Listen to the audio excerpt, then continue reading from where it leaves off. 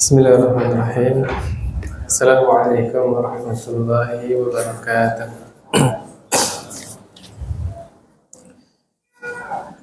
Alhamdulillah, wassalatu wassalamu ala rasulillah wa ala alihi wa ashabihi wa man tabi'ahum bi ihsan ila yaumil ba'd.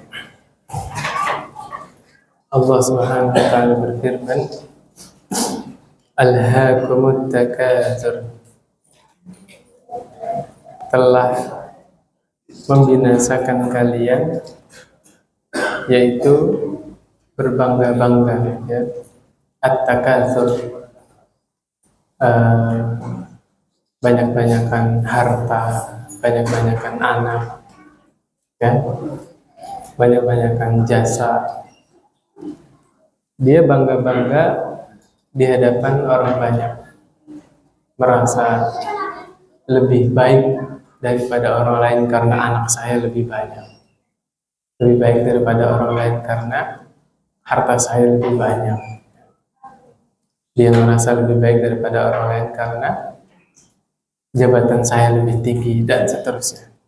Kata Allah Subhanahu wa ta'ala, Alhaakumut takatsur, berbangga-bangga telah membinasakan kalian, hatta zurtumul maqabir. Kalian gak sadar kalian itu binasa dengan sebab berbangga-bangga itu sampai kematian datang menjemput kalian. Zurtum itu artinya ziarah. Hatta zurtumul maqabir, sampai kalian menziarahi kuburan-kuburan pemakaman. Tapi yang dimaksud di sini, ayat di sini adalah sampai kematian datang. Saking manusia itu bernikmat-nikmat, membanggakan dirinya sendiri, merasa lebih baik daripada orang lain yang tadi saya sebutkan, itu terlena sampai nggak sadar dia meninggal. Apa kata Allah? Kalla sawfa ta'lamun, sekali-kali tidak, niscaya kalian akan mengetahuinya. Summa kalla sawfa ta'lamun. Allah tenang, sekali-kali tidak. Maksudnya jangan kayak gitu. Nanti kalian juga akan tahu betul-betul bahwa apa yang kalian bangga-banggakan selama ini di dunia itu sama sekali tidak bermanfaat. Justru malah membinasakan kalian. Kalla law ta'lamuna 'ilmal yaqin, sekali-kali tidak. Seandainya kalian mengetahui dengan ilmal yaqin, pengetahuan yang sangat meyakinkan. Jadi kalau kita belajar itu nanti ada tingkatan ilmul yaqin, ainul yaqin, sama haqqul yaqin. Ilmul yaqin kapan? Ya, contoh ya.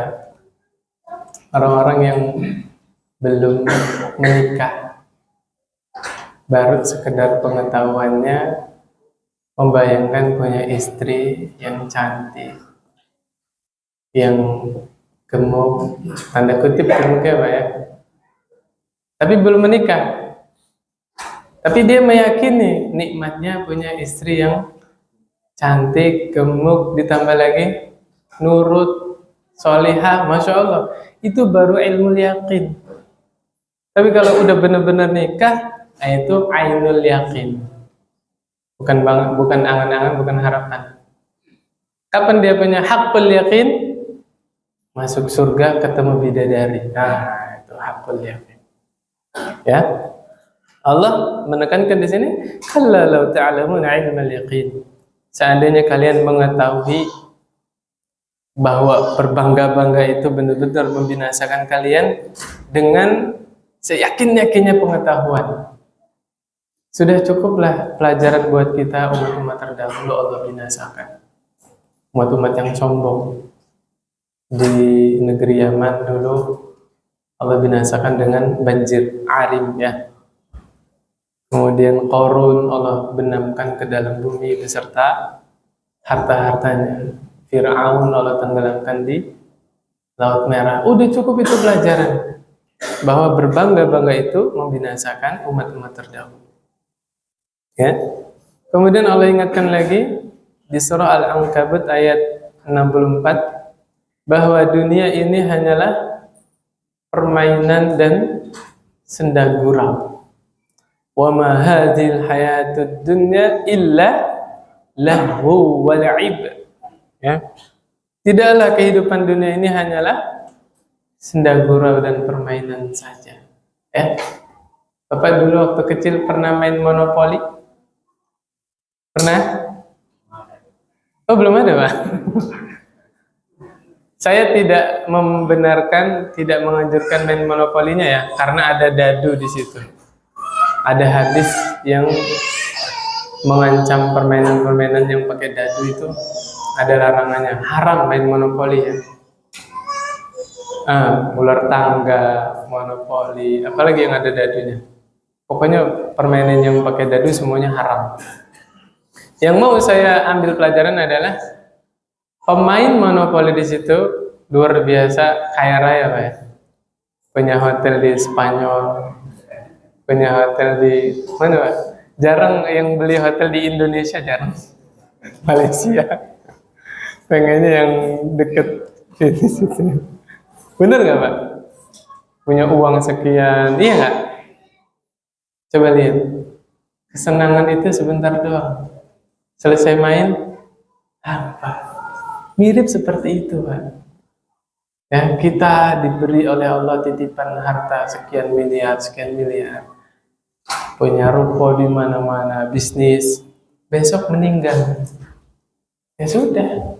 Makanya Allah bilang dunia itu hanya senda gurau, permainan. Kenapa? Nabi pernah bikin gambar kotak persegi panjang. Terus di tengah-tengah kotak itu Nabi garis, yang garisnya melewati kotak tadi, garis seret panjang. Apa kata Nabi? Nih yang panjang ini nih sampai keluar garis itu angan-angan manusia. Nah, yang kotak ini terbatas itu ajal.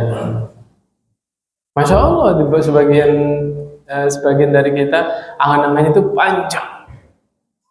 Saya pengen bisnis sekian tahun, betul nggak? Bapak kan punya harapan ngelihat anak-anaknya itu lulus kuliah semuanya, sukses semua, punya cucu, bener nggak? Itu angan-angan, kan? Nggak tahu kita diwafatkan oleh Allah malam ini atau besok, kita nggak tahu. Ya, makanya beruntunglah orang-orang yang angan-angannya seluruhnya kebaikan. Innamal a'malu binniyat wa innamal likulli imri'in ma nawa. Ya. Orang yang paling beruntung yang angan-angannya itu seluruhnya kebaikan. Angan-angannya apa? Ya Allah, seandainya saya punya uang 2 miliar, yang 1 miliar pengen buat bangun masjid. Oh, subhanallah. Ya enggak?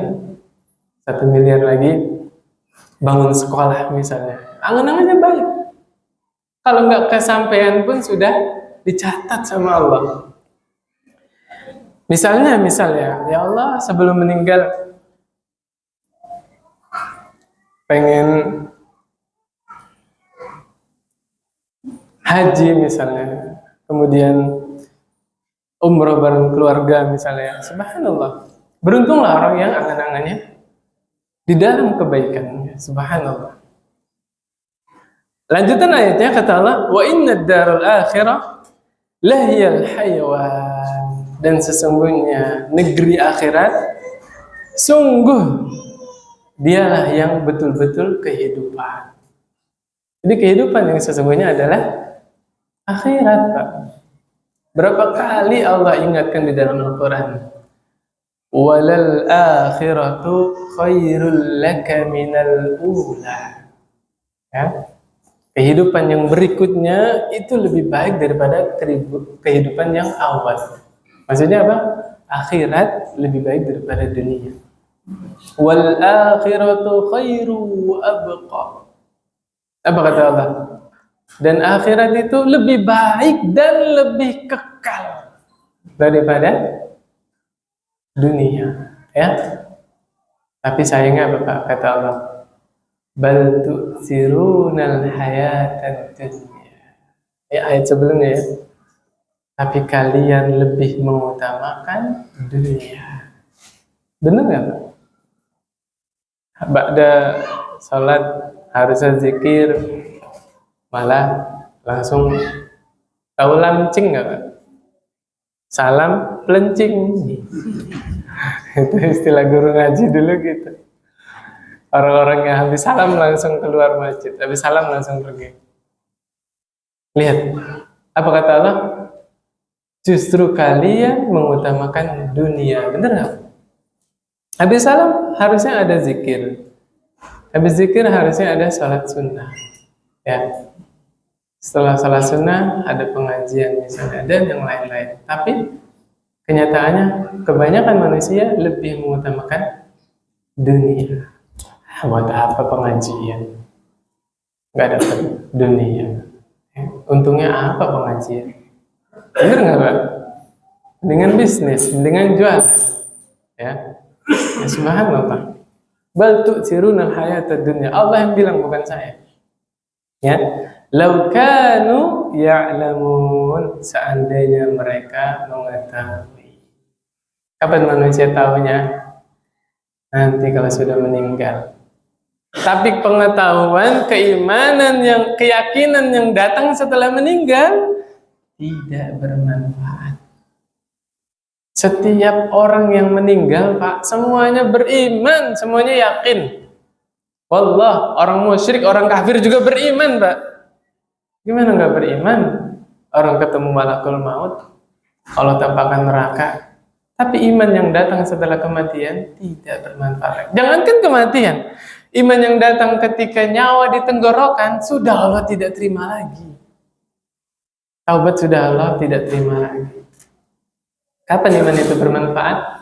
Ini lagi sehat.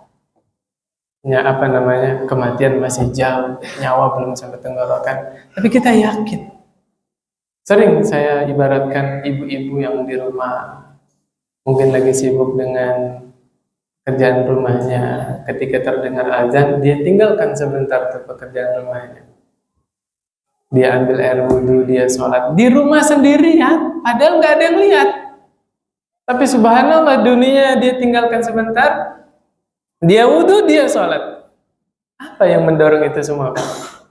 Iman. Itu kalau ibu-ibu. Kalau bapak-bapak, setiap azan dia cari masjid, datang ke masjid. Apa yang mendasari itu semua, Pak?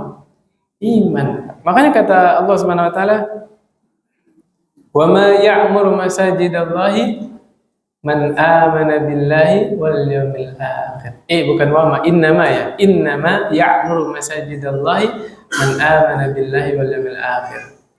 Sesungguhnya hanya orang-orang yang beriman kepada Allah dan hari akhir yang memakmurkan masjid, ya. Nah, itu iman yang bermanfaat. Kematiannya masih jauh, dia belum melihat akhirat, dia belum ketemu malakul maut, tapi dia semangat ibadah. Itu iman yang bermanfaat. Kemudian dari Amr ibni Auf, ya, an Amr ibni Auf al-Ansari. Berarti ini orang Madinah, ya. Kalau al-Muhajirin orang Mekah, kalau al-Ansari orang Madinah. Ya, Ansor, sahabat Ansor. Anna Rasulullah sallallahu alaihi wasallam ba'asa Aba Ubaidah ibn al-Jarrah. Abu Ubaidah ibn al-Jarrah siapa ini, Pak? Hah? Salah seorang sahabat yang dijamin surga. Subhanallah. Alhamdulillah. Ilal Bahrain, ke Bahrain. Ya'ti bijizyatiha. Jadi orang Bahrain itu waktu itu entah masih majusi atau masih musyrik kafir, makanya dikenakan jizyah. Jizyah itu apa, Pak? Pajak. Jadi suatu negara tidak diperangi oleh Islam, tapi dia juga masih di dalam kesyirikan penduduknya, nggak diperangin, tapi syaratnya bayar pajak. Ya. Faqadama bimalin minal Bahrain. Abu Ubaidah ibn Jarrah bawa harta yang sangat banyak dari Bahrain. Fasami'atil ansar biqudumi Abi Ubaidah. Orang-orang Madinah, orang Ansar ngedengar berita Abu Ubaidah udah sampai Madinah. Bawa harta yang sangat banyak. Masya Allah, Pak. Fawafau salatal fajri ma'a Rasulillah sallallahu alaihi wasallam. Maka mereka bersegera sholat subuh bareng Rasulullah sallallahu alaihi wasallam. Mau dibagi ini. Bapak juga kalau ada berita nih, waduh, kas DKM ngebludak nih sampai 10 miliar, kemana ini? Kita bagiin aja lah orang-orang miskin yang di sekitar masjid, yang rajin ke masjid. Itu subuhnya penuh nggak masjidnya? Waduh, dikirim di grup WhatsApp ya. Besok yang sholat subuh dapat 10 juta. Penuh nggak masjidnya, Pak? Subhanallah. Nah, sahabat Ansar ini semuanya sholat subuh, ya, bersama Rasulullah Sallallahu Alaihi Wasallam. Falamma sholat Rasulullah Sallallahu Alaihi Wasallam insorofa, setelah Nabi selesai sholat, ya, Nabi berbalik, insorofa, berbalik kepada sahabat. Fata'arradulah, fatabassama Rasulullah Sallallahu Alaihi Wasallam. Ketika balik ke sahabat, senyum, nah, semangat sholat subuh semua. Senyumnya senyum apa ini? Ya, ada pajak yang datang banyak, pengen dibagi kan? Masjidnya penuh, seneng nggak Pak? Wah, seneng ya. Subhanallah. Hina ra'ahum, Nabi senyum ketika melihat para sahabat. Ya, siapa yang nggak seneng kalau masjidnya penuh? Ya nggak? Siapa yang nggak seneng? Ya, kaum muslimin itu kalau masjidnya penuh seneng Pak. Tapi saya heran, ini mah cerita doang ya, nggak saya sebut nama masjidnya. Saya pernah disuruh ngisi kajian di sebuah masjid, ya. Awal-awal yang datang kajian cuma 3 orang, 5 orang, gitu ya. Iya, emang awalnya buat risma sekitar situ. Saya punya inisiatif, tetangga saya itu sekalian jamaah pengajian, bikinlah poster kajian. Bikin poster kajian, di-share di Instagram, di WhatsApp. Datang banyak Pak, dari luar. Penuh itu masjid. Berapa pekan masjid penuh. Besoknya saya dipanggil DKM. Ya, untuk sementara masjidnya dievaluasi, pengajiannya dievaluasi dulu. Ya, bahasa itu bahasa apa itu Pak? Bahasa-bahasa filsafat lah. Ya, kan awalnya kajian ini untuk risma sekitar masjid, tapi nggak tepat sasaran, yang datang dari luar banyak. Saya mikir dalam hati, orang wakaf masjid kalau dimanfaatkan untuk pengajian yang datang banyak itu seneng kan yang wakaf. Ini malah kebalikannya. La haula wala quwwata illa billah. Ya, ala kulli hal. Saya mah udah biasa kayak gitu Pak ya.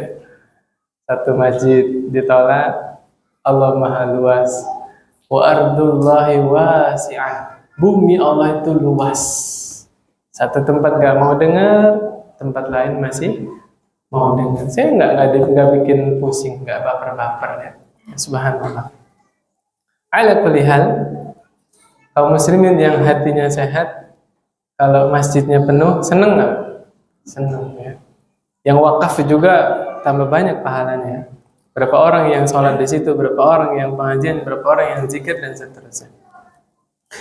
Ini belum inti hadis ini Pak. Inti hadisnya gini Pak, ya. Summa qala, Nabi bersabda, "Adzunnukum sami'tum anna Abu Ubaidah qadima bi syai'in minal Bahrain."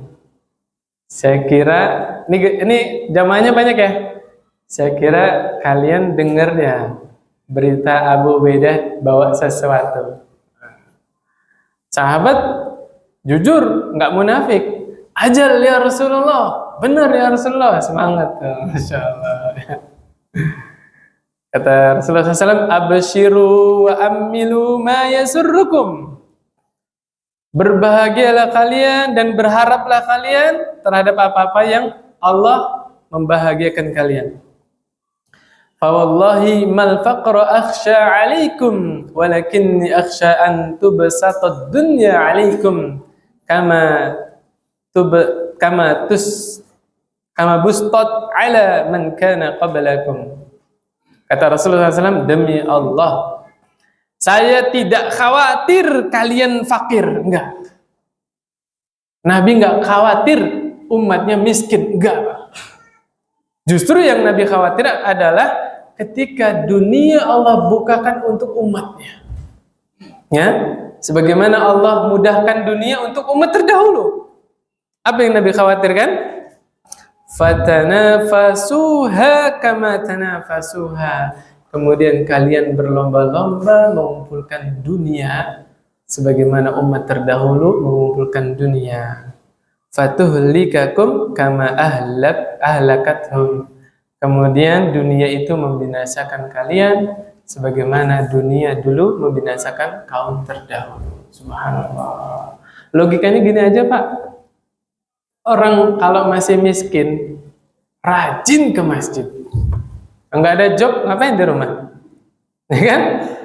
Ngaji, Masya Allah, sampai nangis sholatnya, minta pekerjaan, ya Allah, saya belum dapat pekerjaan, ya Allah, wa anta arhamur rahimin, subhanallah. Rajin ibadahnya, Pak. Dia buka tuh buku-buku yang mendatangkan rezeki, amalan-amalan yang mendatangkan rezeki. Tapi mirisnya dia salah baca. Apa yang dia amalkan? Sholat duha, baca surah Al-Waqi'ah, apalagi Pak yang datangkan rezeki yang lancar. Ya, pokoknya yang kayak gitulah ya. Ini nasihat buat teman-temannya, buat saya pribadi juga. Kalau kita sholat duha, niatnya supaya rezeki kita lapang, koreksi niat kita. Jangan-jangan sholat kita bukan karena Allah, karena ingin apa, Pak? Mendapatkan dunia. Kalau kita baca surah Al-Waqi'ah, niatnya supaya rezeki kita lancar, jangan-jangan kita ngajinya, baca Qurannya bukan karena Allah, tapi karena dunia. Urusan dunia itu Allah yang ngatur, Pak. Allah udah bilang, kata Allah, wa may yattaqillaha yaj'al lahu makhraja wa yarzuquhu min haitsu la yahtasib. Siapa yang bertakwa kepada Allah, Allah akan jadikan bagi dia solusi. Allah yang bikin jalan keluar buat dia. Syaratnya apa? Takwa, Pak. Nggak cukup Allah kasih solusi doang. Allah kasih rezeki dari arah yang tidak disangka-sangka. Wallahi ini janji Allah, Pak. Kita nggak percaya sama Allah, ya? Belum cukup tak pengalaman kita hidup. Kita nggak minta aja Allah kasih. Gimana kalau kita minta? Ya, subhanallah. Teman-teman pernah merenung nggak? Iya ya, saya punya mata, padahal saya nggak pernah minta kepada Allah. Saya punya hati, perasaan, padahal saya nggak pernah minta kepada Allah. Sesuatu yang kita nggak minta, tapi Allah tahu itu kebutuhan kita, Allah cukupi. Apalagi sesuatu yang kita minta kepada Allah Subhanahu Wa Taala. Makanya saya takjub sama doanya Arab Badui. Arab Badui itu siapa? Orang gunung, ya, orang gunung, wong tonggo bahasa sininya, Pak. Ya, tahu wong tonggo, Pak? Kalau bahasanya ini mah orang kampung, orang dusun lah. Deso. Nah. Subhanallah, Pak, ketika merangkai suatu kata, kalimat doa itu luar biasa indah sekali, Pak. Doanya begini, Pak. Allahumma innaka a'taitana al-islam min ghairi an nas'alak. Fala tahrimna al-jannah wa nahnu nas'aluk. Udah paham artinya, Pak? Tadi nggak baca translate? Mungkin editor nanti. Artinya nih, Pak. Ya Allah, sesungguhnya Engkau memberikan kami Islam tanpa kami minta. Betul, Pak? Maka jangan Engkau haramkan kami terhadap surga, padahal kami memintanya. Subhanallah. Indah nggak? Luar biasa. Itu doa itu, Pak. Ya kalau belum bisa hafal bahasa Arabnya, bisa dibaca bahasa Indonesia. Luar biasa itu. Ya. Subhanallah. Yang berikutnya, kemudian an Abi Sa'id Al-Khudri, dari Abu Sa'id Al-Khudri radhiyallahu anhu. Kalau dengar Abu Sa'id, ingat apa, Pak? Hadis tentang ruqyah yang kepala suku dientup kalau jengking, masih ingat, Pak? Baca Al-Fatihah dapat berapa ekor kambing ya? Luar biasa. Ya. Abu Sa'id Al-Khudri radhiyallahu anhu berkata, jalasa Rasulullah sallallahu alaihi wasallam 'alal mimbar. Nabi Muhammad SAW duduk di atas mimbar. Nah, Bapak jangan bayangin mimbar ini, Pak. Kalau mimbar ini masa duduk di situ? Jadi mimbar Nabi itu kayak tangga gitu loh.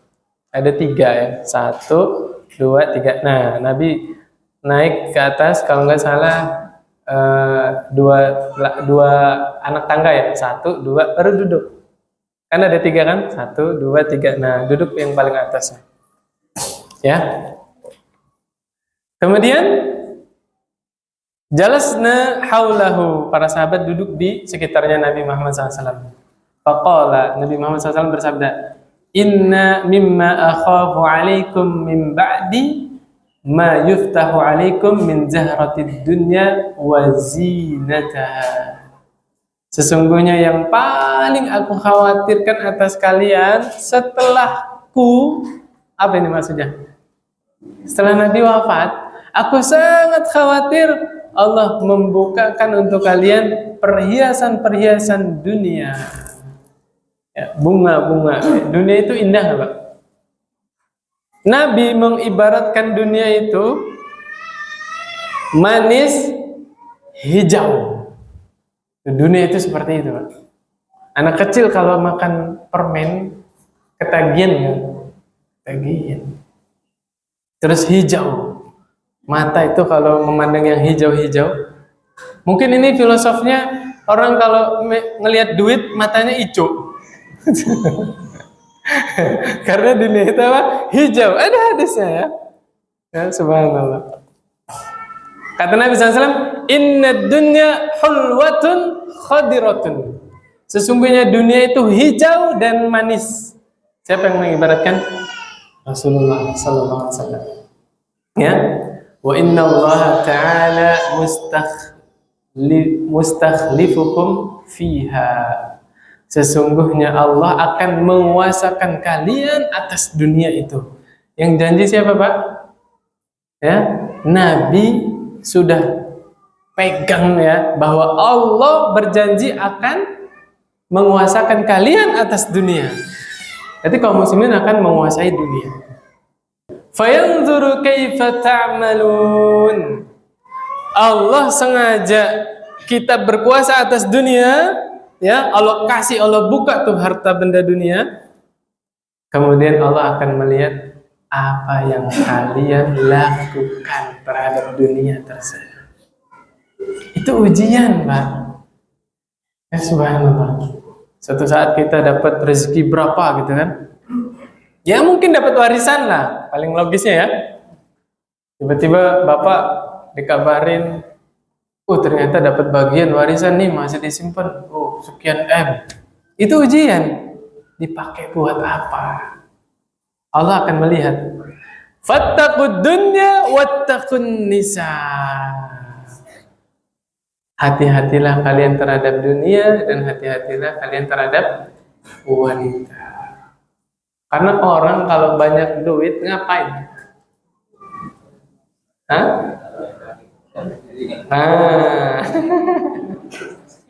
Jadi siapa yang jauh kawin lagi? Hati-hati terhadap dunia, hati-hati terhadap wanita. Na'udzubillah ya, orang-orang yang hatinya berpenyakit. Dia itu kalau punya uang, na'udzubillah, cari perempuan. Malu di daerahnya, di keluar kota dia. Luar negeri, na'udzubillah. Ya, sebagian orang kan kalau kasih penyakit sehingga tidak puas dengan istrinya sendiri. Ya. Na'udzubillah. Ini Nabi sudah mengingatkan kita, hati-hati terhadap dunia, hati-hati terhadap wanita. Ini juga pelajaran buat semuanya ya. bahwa syahwatnya laki-laki itu tidak akan pernah padam. Walaupun sudah 60 tahun, 70 tahun. Kalau ngelihat gadis cantik, ada bangkit gak syahwatnya? Bangkit, Pak. Nggak pandang usia, ya. Makanya hati-hati. Makanya Islam mengajarkan batasan-batasan. Ada yang namanya mahram, ya. Batasan antara guru dengan murid, ya. Batasan antara bertetangga dan seterusnya sudah diatur oleh Allah Subhanahu wa taala. Orang-orang yang tidak mempedulikan batasan tersebut, terjadilah apa yang terjadi. Mungkin sebagian teman-teman dengar judul film Ipar adalah itu dekat terlambat, Pak. 14 abad yang lalu Nabi sudah ngingetin alhamu maut. Itu hadis, Pak. Bukan judul film, ya. Hadis itu.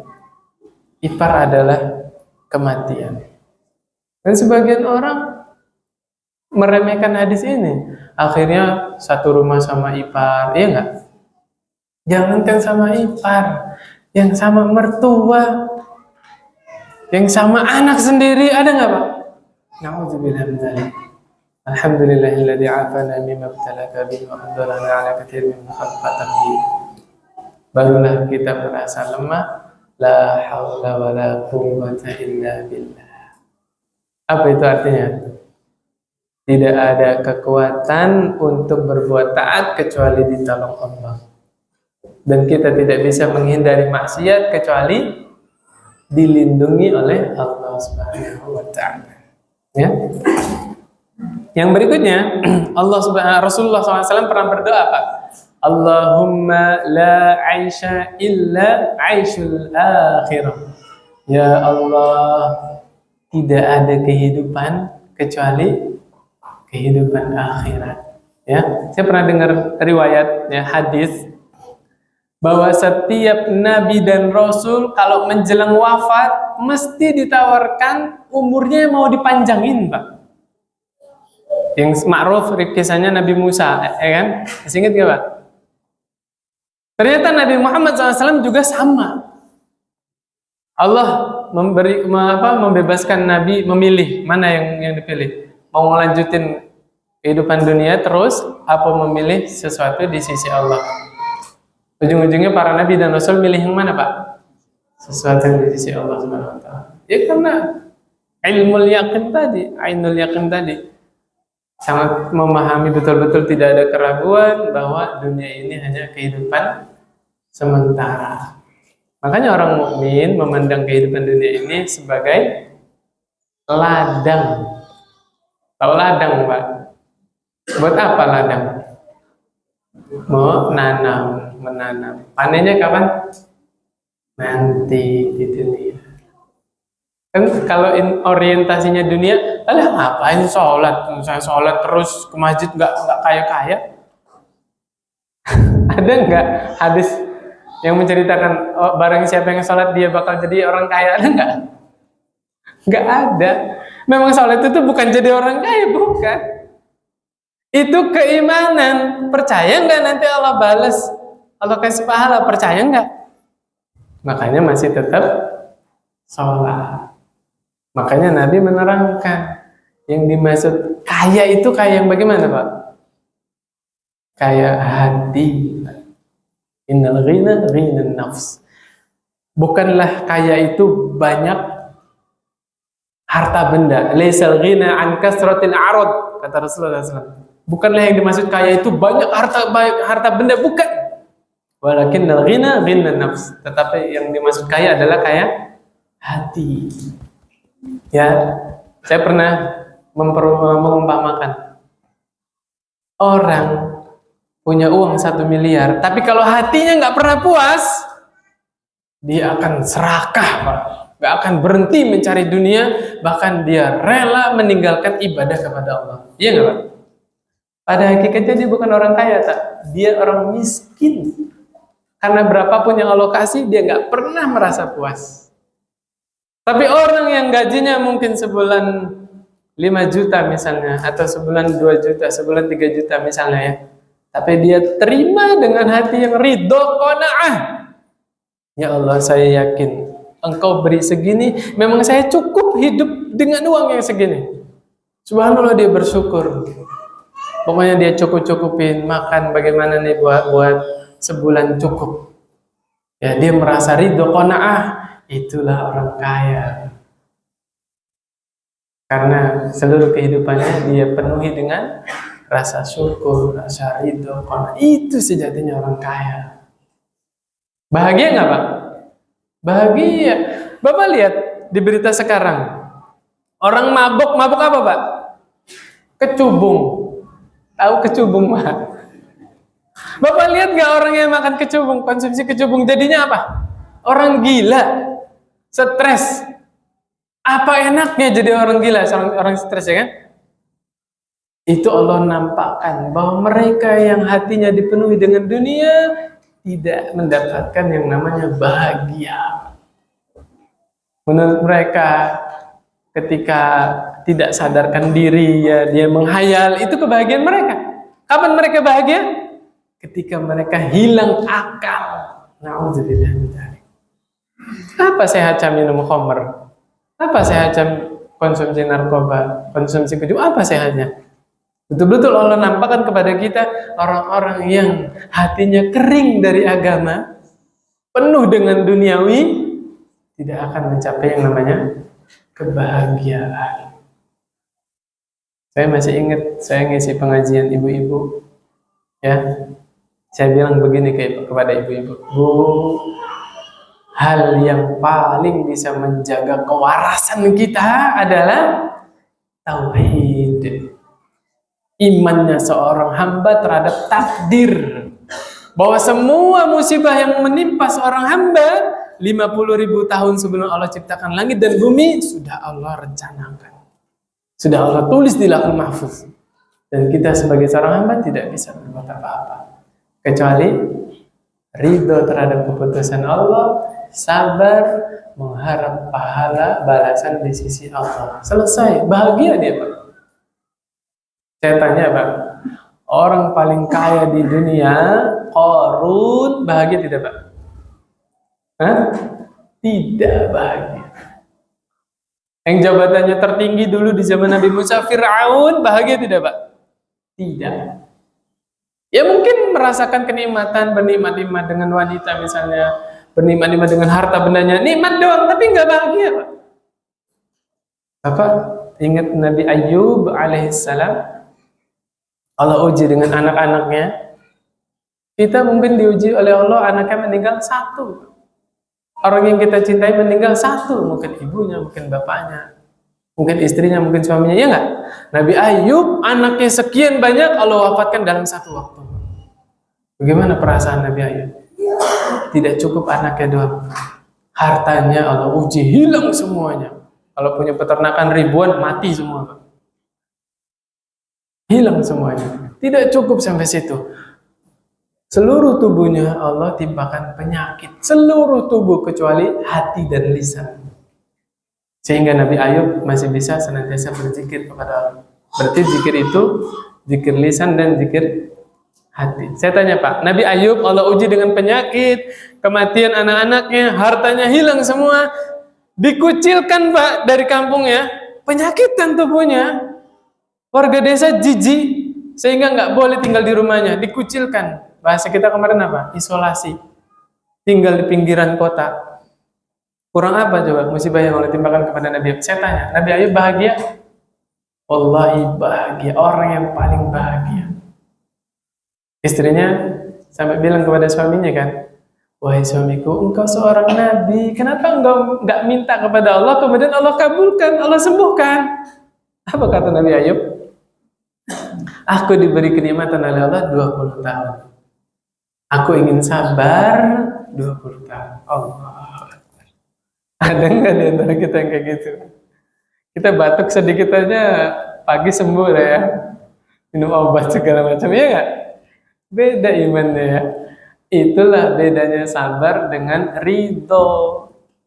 Kalau sabar, seorang hamba ditimpa musibah, dia nerima itu ketetapan Allah, dia sabar, diiringi berdoa supaya Allah segera mengangkat musibah itu. Itu sabar. Kalau ridho, ya, dia rela dengan ketetapan Allah, dia sabar, dia nggak berdoa supaya mudorotnya diangkat sama Allah, nggak berdoa sengaja. Kenapa? Kalau sehat lalai, nggak ke masjid, nggak baca Quran. Tapi kalau saya sakit, subhanallah, saya ingat dosa-dosa saya yang lalu. Saya banyak beristighfar, saya banyak sholat, tuh Pak, luar biasa. Ada nggak orang zaman sekarang dikasih musibah malah bernikmat-nikmat dengan musibah itu? Subhanallah. Ya, itu bedanya orang yang sabar dengan orang yang ridho. Jangan coba-coba Pak ya. Kalau kita yang normal aja, ya normal lah. Kalau sakit minta sembuh, miskin minta kaya, dapat musibah minta diganti yang lebih baik, normal Pak ya. Ada yang normal aja deh. Kita belum mencapai level yang ridho tadi, belum mencapai ya. Subhanallah. Kemudian berikutnya, ingat Pak, tadi Allah bilang apa? Kalla sawfa ta'lamun. Ayat sebelumnya apa Pak? Hatta zurtumul maqabir. Ya enggak? Allah janjikan nanti kalian akan tahu. Sebelumnya ayat tentang apa Pak? Kematian. Kata Nabi, yatba'ul mayyit salasa. Jenazah tuh kalau dikirim ke pemakaman diikuti oleh 3. Ahluhu wa maluhu wa amaluhu. Yang ngiringin jenazah, keluarganya, hartanya, amalnya. Fayarji'u isnan wa yabqa wahid. Yang 2 kembali, yang netep apa? 1. Yang 2 siapa Pak? Harta dan keluarganya. Secinta apapun suami kepada istrinya meninggal, suaminya ikut gak dikubur Pak? Enggak. Secinta apapun anak kepada ibunya meninggal, anaknya tetap dikubur? Tidak, balik. Disitulah kata Allah, kalla sawfa ta'lamun. Kalian akan benar-benar mengetahui maunya bagaimana. Baru sadar, yang akan setia menemani kita siapa? Amal soleh. Yang selama ini kita remehkan. Kita meremehkan sholat qabliyah, kita meremehkan tadarus Al-Quran, kita meremehkan puasa misalnya, meremehkan pengajian misalnya. Ternyata hal yang kita remehkan selama ini, mereka lah yang setia. Seakan-akan amal soleh itu mengharapkan kita, kemudian dia dapat apa? Cinta bertepuk sebelah tangan. Betul nggak? Amalnya kan yang paling setia, Nabi yang bilang kan, amalnya paling setia. Tapi kita selama ini berharap kemana? Ke keluarga kita, ke harta kita, betul nggak? Kita tidak taruh harapan kita pada amal soleh kita. Subhanallah. Padahal sudah dijelaskan di dalam surah Al-Kahfi tentang Nabiullah Khidir alaihissalam, Nabiullah Musa alaihissalam yang memperbaiki tembok. Ingat gak? Yang akan rubuh kan? Dijelaskan oleh Nabi Khidir alaihissalam. Alasannya apa? Di bawahnya ada harta anak yatim. Tahu nggak alasannya kenapa? Wa kana abuhuma sholihan. Ini bahasa saya Pak ya. Allah memerintahkan saya untuk jaga harta anak yatim ini dengan sebab bapak kedua anak yatim ini dulu orang soleh. Apa kesimpulannya Pak? Amal soleh itu punya keberkahan. Bahkan keberkahannya Allah lapangkan sampai ketika orang itu meninggal. Lihat Pak, bapaknya yang soleh kan? Bapak soleh ini meninggal, Allah jaga anak-anaknya. Allah jaga kedua anak yatim tadi dengan sebab apa? Amal soleh, bapak yang soleh. Maka saya bilang, orang tua yang soleh, suami yang soleh, keberkahan amal soleh yang dilakukan oleh suami itu dirasakan oleh istrinya, dirasakan oleh anaknya, dirasakan oleh orang sekitar. Begitu juga istri-istri yang solehah, begitu juga anak-anak yang soleh. Begitu baiknya Allah sampai keberkahan dari amal soleh dirasakan oleh orang sekitarnya. Bahkan setelah orang soleh tersebut meninggal. Subhanallah. Itu sudah Allah tampakkan di dalam Al-Quran, sudah Allah jelaskan. Tapi kenapa kita masih lebih besar menaruh harapan kita kepada dua orang yang akan meninggalkan kita? Siapa tadi? Harta dan keluarga. Padahal yang setia nanti menemani kita siapa? Amal soleh. Udah kejawab Pak ya? Rasulullah Sallallahu Alaihi Wasallam punya istri gadis cantik. Siapa? Aisyah radhiyallahu anha. Tapi lihat sholat malamnya kayak apa? Masih ingat? Kalau bahas sholat malamnya Nabi kan? Al-Baqarah selesai, nggak ruku Pak. Lanjut An-Nisa. An-Nisa selesai, lanjut Ali Imran. Padahal istrinya masih muda. Nabi ketika meninggal di usia 63 tahun, Aisyah masih 18 tahun, Mbak. Muda, Mbak. Tapi sholat malam lebih Nabi cintai daripada bersenang-senang dengan istrinya. Subhanallah. Luar biasa. Karena tadi keyakinan tadi, Mbak. Kan Nabi yang bilang ini. Jenazah akan diiringi 3. Tapi yang 2 balik, yang 1 setia. Siapa yang setia tadi? Amal soleh. Subhanallah. Kemudian berikutnya, yuta bi an'ami ahli dunya. Nabi SAW bercerita, kata Rasulullah SAW, yuta bi an'ami ahli dunya min ahli nar yaumul qiyamah. Kata Rasulullah SAW, didatangkan seorang yang paling nikmat di dunia. Bahasa kitanya apa Pak? Tidak ada sesuatu yang tidak bisa dia beli. Mau beli rumah termahal, mau beli mobil mewah yang banyak. Kalau dia melamar, gak pernah ditolak sama wanita siapa. Biasanya kalau dia melamar putri kerajaan pun diterima. Ini orang paling nikmat di dunia, tapi calon penghuni neraka. Kemudian orang tadi, Allah celupkan satu celupan di dalam neraka. Fayusbaghu finnari sibaghah. Dicelupin dong Pak, belum ditempatkan di neraka, baru dicelupin. Artinya dia baru melihat bagaimana pemandangan di neraka. Kemudian Allah kembalikan di hadapan Allah. Allah bertanya kepada dia dan Allah Maha tahu. Ya bani Adam, hal ra'aita khairan qat? Hal marbika na'imun qat? Wahai manusia, kamu pernah melihat kebaikan?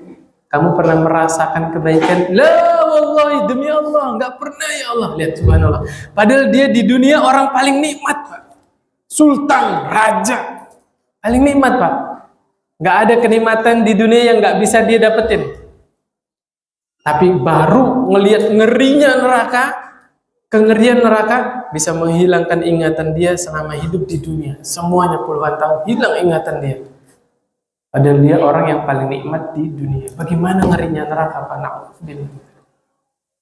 Dan kita sudah cukup jadi gambaran siksaan penghuni neraka yang paling ringan. Seseorang yang berdiri di atas bara api. Kemudian otaknya mendidih. Yang Bapak bayangkan bagaimana itu, Pak? Ketika bara api itu di bawah kaki, otaknya mendidih, berarti seluruh tulangnya, seluruh sarafnya, seluruh daging, darah, semuanya mendidih, Pak. Semuanya panas, sampai otaknya mendidih, dan dia dalam keadaan hidup dan sadar.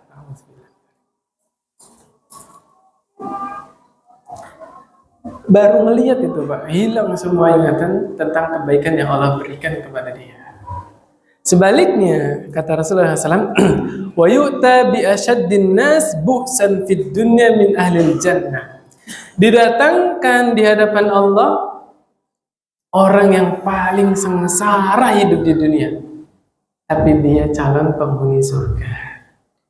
Kalau Bapak dengar orang yang paling sengsara itu apa yang ada di bayangan kita? Ucapannya nggak didengar, ya. Baru banget ngomong, sih ada ngomong apa sih?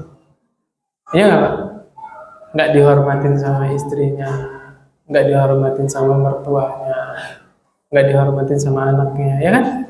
Bahkan dia cari makan di tempat sampah.